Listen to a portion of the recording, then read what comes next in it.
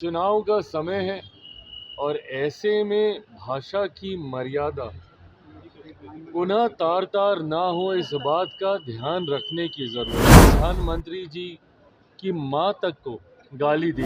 पक्षी जिस तरीके से शब्दों की मर्यादा को खोते हुए चुनाव जीतने के लिए हर स्तर पर गिरने को तैयार होते हैं, ये उनके बारे में घुसपैठिया जैसे शब्दों का इस्तेमाल करना, मैं समझ सकता हूं उनकी तकलीफ, क्योंकि वे स्वयं इन घुसपैठियों के वोट से ही मुख्यमंत्री बनती आई। जब एसआईआर की बात होती है तो सबसे ज्यादा तकलीफ मुख्यमंत्री ममता बनर्जी जी को ही होती है, पर प्रधानमंत्री के बारे में इस तरीके के शब्दों का इस्तेमाल करना कतई जायज नहीं। केंद्रीय मंत्री और लोजपा रामविलास के प्रमुख चिराग पासवान ने आज विभिन्न समसामयिक मुद्दों पर बेबाकी से अपनी बात रखी है। प्रधानमंत्री नरेंद्र मोदी के रिकॉर्ड कार्यकाल से लेकर ममता बनर्जी के विवादित बयान और बिहार के औद्योगिक भविष्य तक चिराग ने हर सवाल का सीधा जवाब दिया। प्रधानमंत्री नरेंद्र मोदी के सबसे लंबे समय तक सेवा देने वाले नेता बनने पर चिराग पासवान ने खुशी जाहिर की है। क्या कुछ कह रहे हैं कि चिराग पासवान,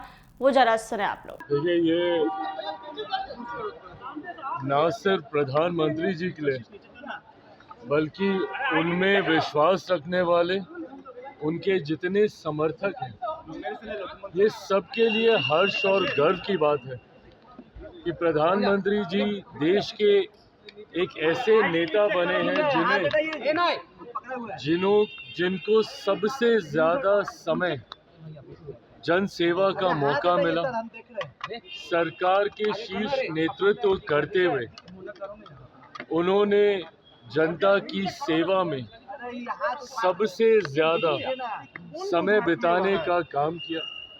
मैं मानता हूं कि ये उनके समर्थकों के लिए और हम सब के लिए ये गर्व की बात है, और अभी एक लंबा कार्यकाल उनको इसी सेवा भाव के साथ बिताने का मौका मिले, ऐसी कामना मैं अपनी तरफ से अपनी पार्टी लोक जनशक्ति पार्टी रामविलास की तरफ से करता हूँ। पश्चिम बंगाल की मुख्यमंत्री ममता बनर्जी, उन्होंने देश के प्रधानमंत्री नरेंद्र मोदी जी को घुसपैठिया कहा है।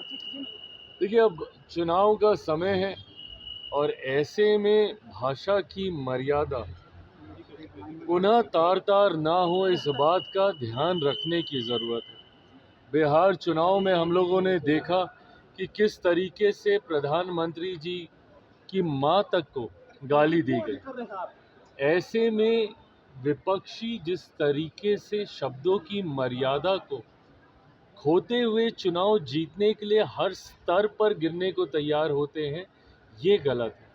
आप एक राज्य की मुख्यमंत्री हैं, देश के प्रधानमंत्री, जो लगभग पिछले 25 सालों से सर्वोच्च पद पर विराजमान है, एक मुख्यमंत्री के तौर पर, देश के प्रधानमंत्री के तौर पर, उनके बारे में घुसपैठिया जैसे शब्दों का इस्तेमाल करना, मैं समझ सकता हूं उनकी तकलीफ, क्योंकि वे स्वयं इन घुसपैठियों के वोट से ही मुख्यमंत्री बनती आई हैं। ऐसे में जब एसआईआर की बात होती है तो सबसे ज़्यादा तकलीफ मुख्यमंत्री ममता बनर्जी जी को ही होती है। क्यों?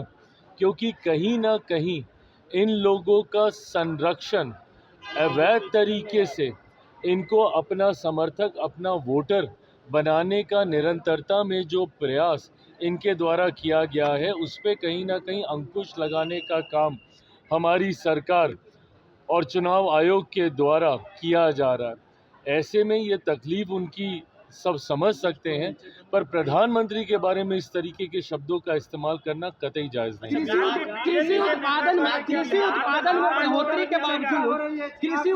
बढ़ोतरी के बावजूद आपने फूड प्रोसेसिंग यूनिट में लगातार बिहार में कमी देखने को फूड प्रोसेसिंग यूनिट की जो फैक्ट्री है उसमें कमी देखने को मिल रही है, जिसके वजह से किसानों के आय जो है वो नहीं बढ़ पा रहे हैं। इसके लिए क्या पहल किया जा रहा है? देखिए, आने वाले दिनों में जिस तरीके से उत्पादन हम लोग का बढ़ रहा है, मेरे मंत्रालय के माध्यम से विभिन्न योजनाओं में, खासतौर पर अगर मैं अपने मंत्रालय की पीएमएफएमई योजना का मैं जिक्र करूं, तो उसमें नंबर 1 राज्य इस साल का बिहार ही रहा है। सबसे ज़्यादा अगर लाभ किसी राज्य को हुआ है, और ये आंकड़े सार्वजनिक हैं, ये आंकड़े ये बताते हैं कि सबसे ज़्यादा इस योजना का लाभ मेरे ही प्रदेश को, बिहार को मिला है।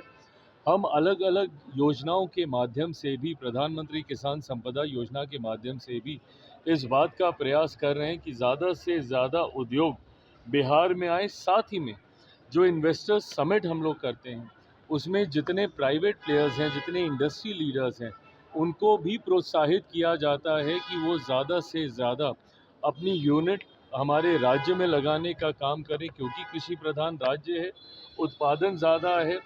मुझे खुशी है कि जिस तरीके से अभी बक्सर में कोको कोला का प्लांट आया, आने वाले दिनों में उसी का विस्तार हाजीपुर में होते हुए देखेंगे। निफ्टम जो मेरे मंत्रालय की सबसे बड़ी योजनाओं में से एक है, जो कि प्रसंस्करण के क्षेत्र से जुड़े हुए छात्रों को शिक्षा देने का काम करता है। मात्र अभी तक 2 ही निफ्टम थे, तीसरा निफ्टम बिहार को बजट में इसकी घोषणा की गई है। उसके लिए हम लोग ज़मीन लगभग फाइनल कर चुके हैं। हाजीपुर के राजा पाकर में संभवतः हम लोग उस ज़मीन को हम लोग फाइनल करेंगे। तो इन तमाम योजनाओं के माध्यम से सुनिश्चित किया जा रहा है कि प्रसंस्करण से जुड़े हुए जितने भी सेक्टर्स हैं उसको भी ज़्यादा से ज़्यादा बल बिहार में देने का कार्य किया जाए। अच्छा, मुख्यमंत्री बिहार सम्राट मॉडल की बात हो रही है। सम्राट मॉडल देखिए, गृह मंत्री के तौर पर एक बड़ी जिम्मेदारी प्रदेश के उप मुख्यमंत्री सम्राट जी निभाने का कार्य कर रहे हैं। ऐसे में आने वाले दिनों में और किस भूमिका में उनका मॉडल प्रदेश में दिखेगा, ये मुझे लगता है कि समय ही बताएगा। पर मैं मानता हूँ कि जो नई सरकार भी बनेगी, उस सरकार, भले वो जिसके भी नेतृत्व में वो सरकार बने, उस सरकार में अनुभव मौजूदा मुख्यमंत्री नीतीश कुमार जी का, उनका अनुभव और उनका मार्गदर्शन जरूर रहेगा। जदयू की तरफ से भी माना जा रहा है कि उनका मुख्यमंत्री बनाना चाहिए, क्या कहिएगा?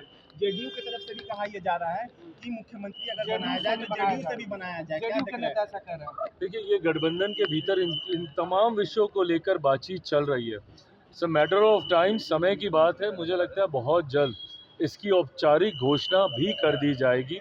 कौन मुख्यमंत्री होगा, किस दल से मुख्यमंत्री होंगे, कौन उप मुख्यमंत्री होंगे, इन तमाम विषयों को लेकर गठबंधन के 5 दलों के भीतर चर्चाएं ही नहीं, मोटा मोटी सहमति भी बन चुकी है। मुझे लगता है बहुत जल्द इसकी औपचारिक घोषणा कर दी जाएगी, बहुत जल्द इसकी घोषणा की जाएगी। जैसा मैंने कहा, गठबंधन के भीतर मोटा मोटी इसको लेके सहमति बन चुकी है, बहुत जल्द इसकी औपचारिक घोषणा।